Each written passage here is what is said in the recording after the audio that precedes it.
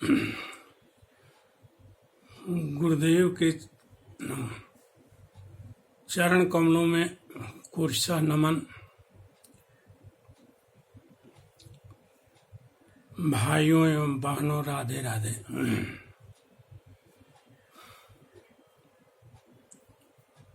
कल जो है मैंने बताया था कि भगवान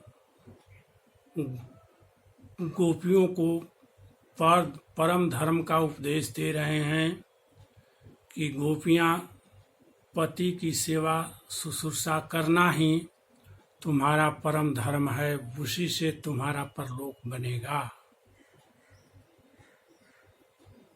भगवान के उपदेश को सुनकर गोपियां जार बाजार रोने लगीं। उन बहुत ही उदास हो गई, क्षीण हो गई। उनके रोने से जो है उनके काजल और स्तन के केसर भी बह गए। गोपियां भगवान कृष्ण के इस निष्ठुर बात को सुनकर भीतर मन से बहुत ही दुखी हुई, लेकिन धैर्य धारण करके अपने आंसुओं को पोंछ कर गोपियां जो है भगवान को बोल रही हैं, कह रही हैं, मैं वम विभो अर्हति गदि तुम निरसंसमा संतर्ज्य सर्व विषयान तौ पाद मूलामा। गोपियां कह रही हैं कि आप विभूचित हैं, आप सबके हृदय के अंतर्यामी हैं, आप भगवान हैं। हे प्रियतम, आपको ऐसी बात बोलना, निष्ठुर बात बोलना शोभा नहीं दे रहा है, क्योंकि यह वेद भी कह रहे हैं कि एको देवो सर्वभूतेषु गुड्ढा सर्वव्यापी सर्वभूत अंतरात्मा। वेद कह रहे हैं कि आप एक अद्वितीय हैं और सब जितने भी प्राणी मात्र हैं सृष्टि में, सबके अंदर में आप अंतर्यामी होकर बैठे हुए हैं। सर्वव्यापी, आप कण कण में व्यापी हैं। कोई ऐसा जगह नहीं है सृष्टि में जहां आप व्याप्त नहीं हैं। सर्वभूत अंतरात्मा, आप सब भूत जितने भी चेतन हैं, जीव हैं चाहे अचेतन हो, सब में आप अंतरात्मा रूप से प्रवेश किए हुए हैं। आप अंतर्यामी हैं। आप सबके हृदय में बैठकर सबको जानते हैं कि कौन क्या कर रहा है। वैसे ही आप हम लोगों के हृदय में भी बैठकर जान रहे हैं कि हम लोग क्या सोच रहे हैं। लेकिन इतना कुछ जानने के बावजूद भी आप ऐसी निष्ठुर बात बोल रहे हैं कि तुम सब अपने पति के पास चले जाओ, तुम्हारा परम धर्म वही है, पति की सेवा शुश्रूषा करना। भगवान कह रहे हैं, एक तरफ कहते हैं कि संसार का जितने भी कर्म धर्म है, अर्जुन को भी बोले हैं कि सर्व धर्मान परित्यज्य माम एकम शरणम व्रज।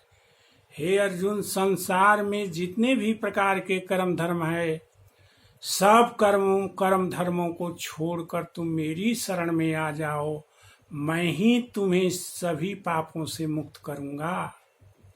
भगवान यह अर्जुन को कह रहे हैं। सर्वधर्मान परित्यज्य, एक बाप का बेटा के प्रति क्या धर्म है, एक पत्नी का पति के प्रति क्या कर्तव्य है, एक पति का पत्नी के प्रति क्या कर्तव्य है, भाई का भाई के प्रति क्या कर्तव्य है। इस प्रकार से जितने भी प्रकार के धर्म हैं सभी धर्मों को छोड़ दो। क्या एक पत्नी का पति के प्रति जो धर्म है संसार में, वह भगवान के इस उपदेश के अंतर्गत नहीं आता है। ये भगवान के इस उपदेश से हटकर वो अलग है, अलग उपदेश है। क्योंकि भगवान जब अर्जुन को कह रहे हैं कि सर्वधर्मान परित्यज्य, संसार में जिसके प्रति भी तुम्हारा जो धर्म है, चाहे देवताओं के प्रति हो, चाहे मनुष्यों के प्रति हो, चाहे जीवों के किसी के भी प्रति तुम्हारा जो धर्म है, चाहे एक पत्नी का पति के प्रति धर्म है, सर्वधर्मान परित्यज्य, सब धर्मों को छोड़कर तुम मेरे पास चले आओ। अहम त्वाम सर्व पाप्य भो, मैं तुम्हें सभी पापों से मुक्त कर दूंगा। अर्जुन, भगवान ही गीता में यह भी कह रहे हैं कि सर्वधर्मान परित्यज्य माम एकम शरणम ब्रज, अहम त्वाम सर्व पाप्य भो मोक्ष इच्छामि मा शुच। और एक तरफ ये भी कह रहे हैं कि अनन्य चेता सततम जो माम स्मरति नित्य स, तस्या हम सुलभ पार्थ नित्य चुक्तस्य योगिना। हे अर्जुन, जो अपने चित्त को किसी में नहीं लगाता है, न पति में, न पत्नी में, न बेटा में, न बेटी में, न सास में, न ससुर में, न माता में, न पिता में, संसार के किसी रिश्ता नाता में अपने चित्त को नहीं लगाता है, जो केवल एंड केवल मुझ में ही अपने चित्त को लगाता है, वही मुझको पा लेता है, वही मुझको पा लेता है। आज गोपियों का चित्त जो है संसार में किसी पर नहीं है, न अपने पति के ऊपर है, न बेटा के ऊपर है, न सास ससुर के ऊपर है, न अपने गाय भैंस पर है, किसी के ऊपर गोपियों का चित्त नहीं है। चित्त है तो केवल भगवान के ऊपर ही है। इसका परिणाम यह है कि गोपियां जो है आज साक्षात रूप में भगवान को प्राप्त कर ली हैं। भगवान उनके सामने खड़े हैं और भगवान के सामने वो खड़ी हैं, गोपियां खड़ी हैं। लेकिन तब पर भी भगवान कहते हैं कि तुम्हारा पर धर्म का उपदेश दे रहे हैं। अपने दिए गए उपदेशों के विरुद्ध ही भगवान उपदेश दे रहे हैं। तो गोपियां तो कह रही हैं कि आप तो विभोचित हैं, मैं वम विभो अर्हति भवान गदितु निसंसमा। आप अंतर्यामी हैं। वेद भी कहते हैं, सब कह रहे हैं कि आप जो है जीवों के साथ, उनके साथ में, उनके हृदय में बैठते हैं जो है, और सब बात नोट करते रहे हैं। वेद कहते हैं कि द्वा सुपर्णा सयुया सखाया, जीव और परमात्मा जो है दोनों सखा रूप में जो है रहते हैं हृदय में। जीव सब वस्तुओं का, सब विषयों का भोग करता है, लेकिन परमात्मा जो है भोग नहीं करते हैं। परमात्मा जीव की हर एक गतिविधि को नोट करते हैं कि जीव क्या कर रहा है, क्या कर रहा है। तो हे भगवान, उसी तरह से आप भी हम लोगों के दिल में बैठे हुए हैं, और दिल में बैठकर जो है अंतर्यामी रूप से हम लोगों के हर एक गतिविधि को आप नोट कर रहे हैं कि हम लोग क्या सोच रहे हैं, क्या कर रहे हैं, नहीं कर रहे हैं मन से जो है। और इस सब बातों को सोचने के बावजूद भी आप हम लोगों को स्त्री धर्म का उपदेश दे रहे हैं कि कह रहे हैं कि पर धर्म औरतों के लिए वही है। तो भगवान गोपियां कहती हैं संतज्य सर्व विषयान तौ पाद मूलाम। सारे विषयों को छोड़कर संसार में जितने भी विषय हैं सभी विषयों को छोड़कर हम लोग आपकी शरण में, आपके चरण कमलों की शरण में आ गए हैं। प्रियतम, प्रियतम, हम लोगों को ऐसी निष्ठुर बात मत बोलिए जो है, हम लोगों को स्वीकार कीजिए। विषयों का मतलब है 5 विषय हैं, 5 ज्ञाने इंद्रियां हैं, 5 विषय हैं। एक आँख का विषय देखने का होता है, और एक कान का विषय सुनने का होता है, नाक का विषय सूंघने का होता है, जीभ का विषय रस लेने का, स्वाद लेने का होता है, और शरीर स्पर्श करने का एक विषय है। 5 विषय हैं।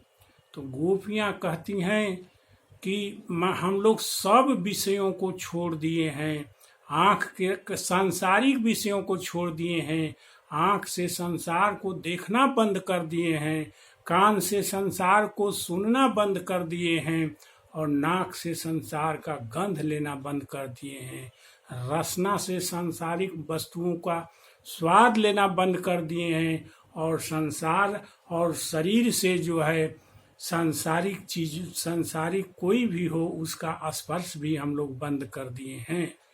इसलिए सारे विषयों को छोड़कर आपकी शरण में आ गए हैं, आपकी शरण में आ गए हैं भगवान। हम लोगों को इस प्रकार निष्ठुर बात नहीं बोलिए जो है, निष्ठुर बात नहीं बोलिए जो है। हम लोग आँख से देखते हैं तो केवल आपको ही देखते हैं, और कान से सुनते हैं तो केवल आप ही के बारे में सुनते हैं, नाक से सूंघते हैं तो केवल आप ही की तुलसी की माला हो चाहे वन माला हो, इन मालाओं के गंध से, सुगंध से हम लोग सराबोर रहते हैं, और उन्हीं के गंध को हम लोग सूंघते रहते हैं।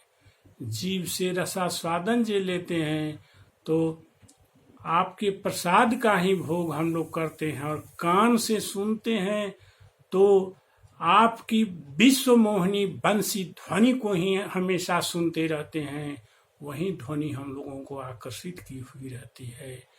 और त्वचा में स्पर्श जो है केवल आप ही का स्पर्श हम लोग करते हैं, अपनी कल्पनाओं में आपका ही आलिंगन करते हैं, और किसी का हम लोग आलिंगन नहीं करते हैं।